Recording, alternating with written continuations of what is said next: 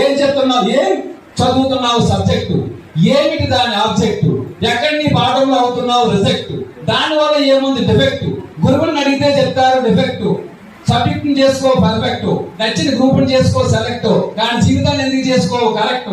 అనవసర విషయాలకు ఎందుకు అవుతావు రియాక్ట్. చదువే నీ యొక్క యాక్ట్, నాలెడ్జ్ నీ యొక్క ఫ్యాక్ట్, నా బిడ్డలు అందరూ పర్ఫెక్ట్, నేను చేస్తున్న సస్పెక్ట్, నచ్చితే చూపించండి మీ రెస్పెక్ట్.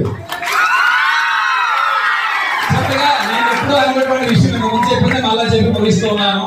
ఐ అనే ఒక అక్షరం అనబడే నేను జ్ఞానం అనే 2 అక్షరాల కోసం, పుస్తకం అనే 3 అక్షరాలను బాగా చదువుకొని, జీవితం అనే 4 అక్షరాలను నిలబెట్టుకొని, తల్లిదండ్రులు అనే 5 అక్షరాలని సంతోషంగా చూసుకుంటూ, బంధు స్నేహితులు అనే 6 అక్షరాలుగా కలిసిమెలిసి ఉంటూ, సమాజ సేవకులు అనే 7 అక్షరాలుగా పేరు తెచ్చుకొని, భారతదేశ పౌరుడు అనే 8 అక్షరాలుగా గర్వంగా బతకాలని మనస్ఫూర్తిగా కోరుకుంటూ, ఇద్దరు చక్కని ఆకర్షించినటువంటి మేనేజ్మెంట్ కి, అధ్యాపక బృందానికి, విద్యార్థులందరికీ కూడా మరొకసారి పేరు పైన హృదయపూర్వక ధన్యవాదాలు తెలియజేసుకుంటూ